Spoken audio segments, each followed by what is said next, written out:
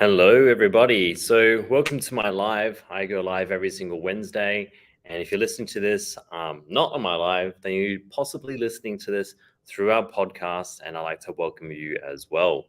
So, today, obviously, as you can see, I am in the clinic or at the gym. Earlier this week, we did announce that we are closing the brick and mortar gym and moving on to the online space. So, you're going to see a lot of random stuff. I can show you Instagram, you can already see it.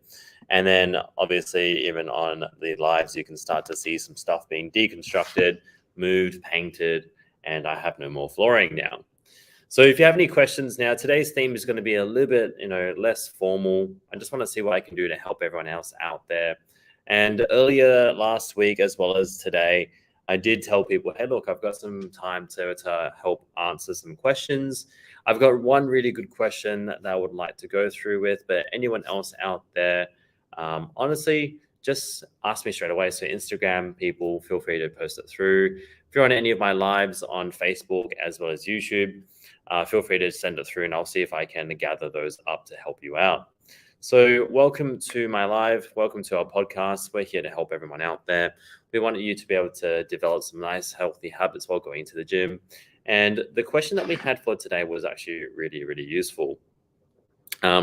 This is a really strong question that I get quite a bit, and I feel like a lot of people out there struggle with as well.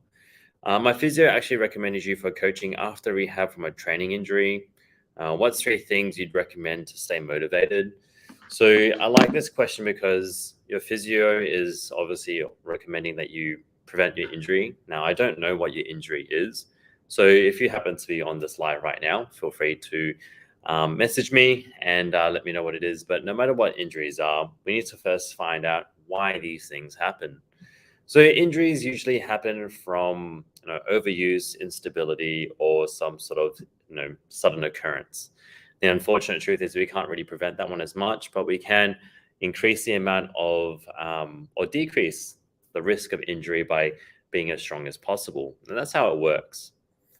So when it happens after you get injured, you want to get into a rehab program that is going to, or a strengthening program that's going to keep being able, should I say, to address these issues and help you move forward.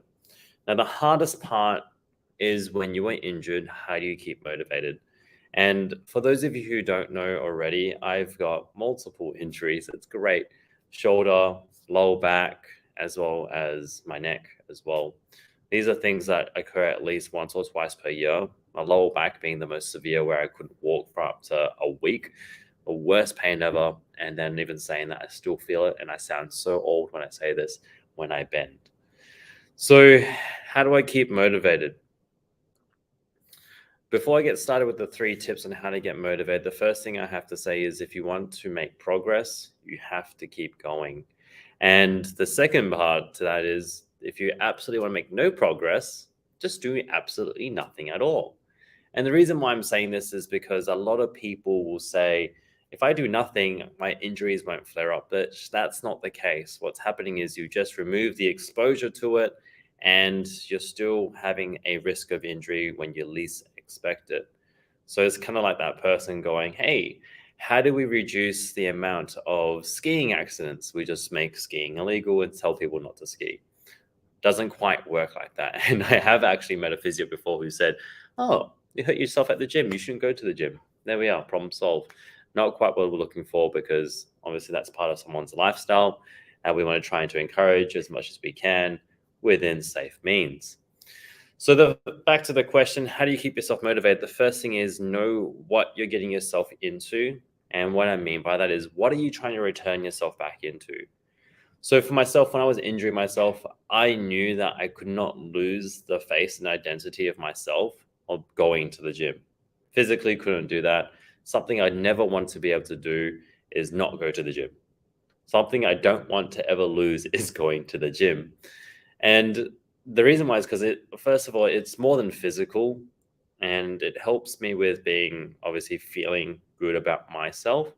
So if you can find out how, you can start to remember what you're returning to. So for those of you out there, it could be multiple things. It could be the fact that you have kids, you're a mother or a father, and you want to play with your kids and pick them up and not have to worry about bending down onto the floor. The second part is, maybe you return to a sport. For me, it was going to the gym. And I can proudly say now I can play basketball this weekend because I have time. I don't know if I physically can, but returning to a sport or a hobby or a lifestyle that you physically want to be part of is going to be the reason. If you're just saying to be fit, if you're just saying to have pain-free, then you need to start thinking about what are you possibly missing out on, because healthy and fit are just a bit too broad. So if you hurt your back, what are you missing out on? Are you missing out on playing with your kids? Are you missing out on going to work, contributing and helping to a team that you love to be a part of? Are you missing out on simple things, being able to look after yourself and care for yourself? Injuries are not fun, no matter what they are, but finding out the limit and where you want to go with it. Never forget your why. That's definitely number one. Another one to keep yourself accountable is I'm going to tell everyone out there, when was the last time you read a book out of your own free will? When was the last time you may have listened to a podcast on your own free will? And for those of you who have done that recently, that means good. You tick the box. You are very much self-accountable. When was the last time you took action on those things that you need to do? So the second part is, how do you keep motivated, is by keeping yourself accountable. And people do forget about this because accountability can make people really, really iffy over the years, I found. I had one person go, Sean, I really want to be able to lose X amount of weight. It's like, cool. Well, let's go through your nutrition. No, we don't need to do that. Why are you afraid to go through your nutrition? I know my nutrition. It's like, well, I'm going to ask you this then. How long has this goal of trying to lose weight been an issue for you? Oh, about 15 years. So what have we done in the past? What do you want to do now? And of course, this person couldn't be held accountable. And no, I didn't hold it to them. But no matter who you are, I'll just stop that there. Sorry, WhatsApp. No matter what it is, someone needs to be held accountable, including myself. But that's why a coach like me still has a coach to look after me. And actually, we'll have a great example about this earlier this week. So Coach Stefan goes, Sean, we need to get you leaner. I need you to do this. This is how much cardio you're doing. This is your macros. And he goes, Sean, this is your steps you're going to get per day. And he pulled me up and he goes, you haven't been doing your water.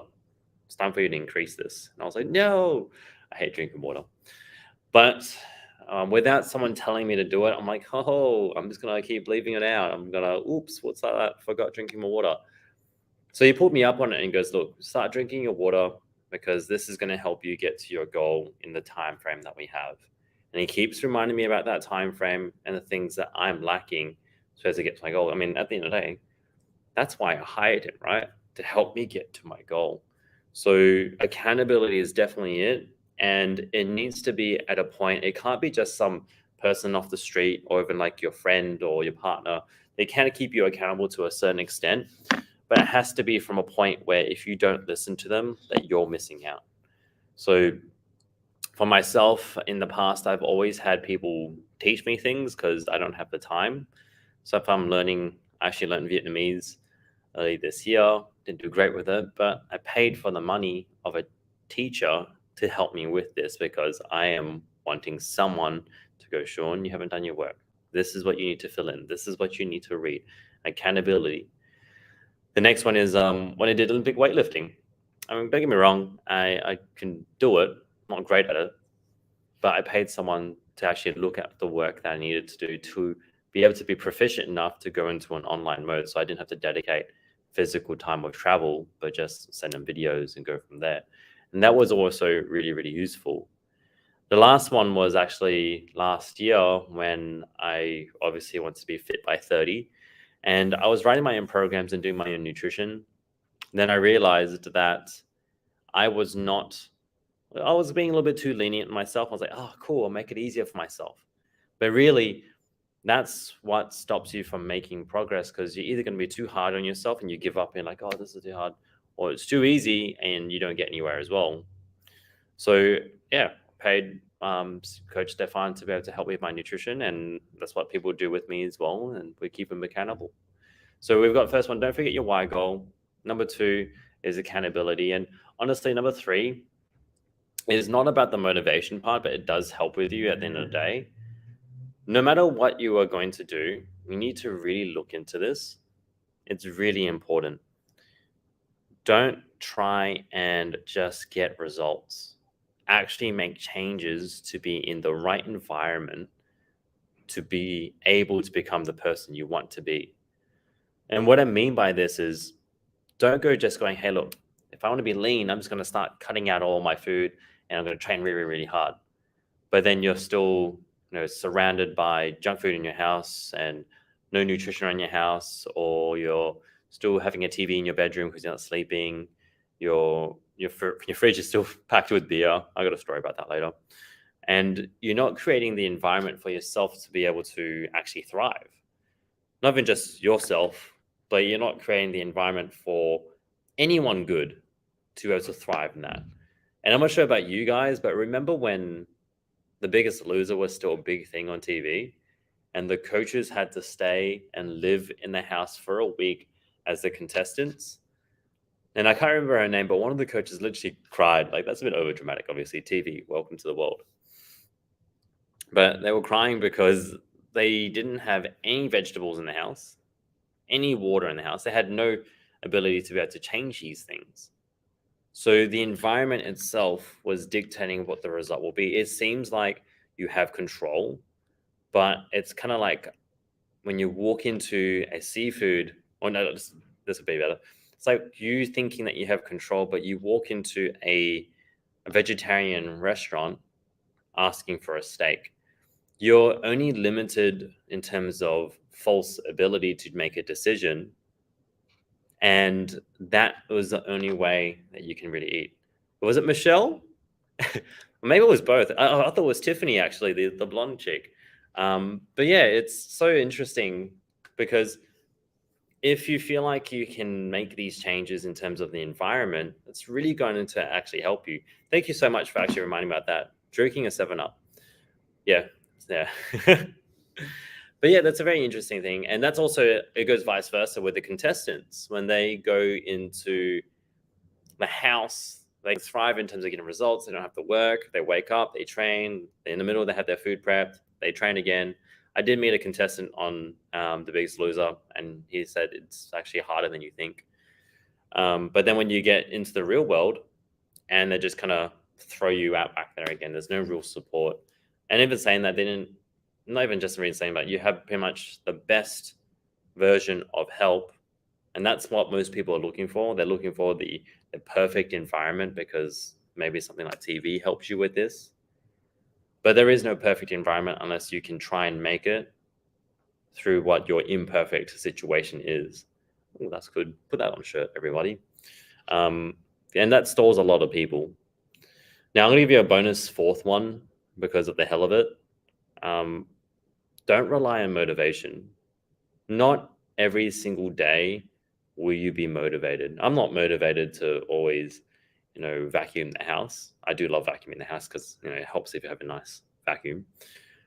But you have to rely on discipline, and it has to be done. And not every single day is going to be glorious.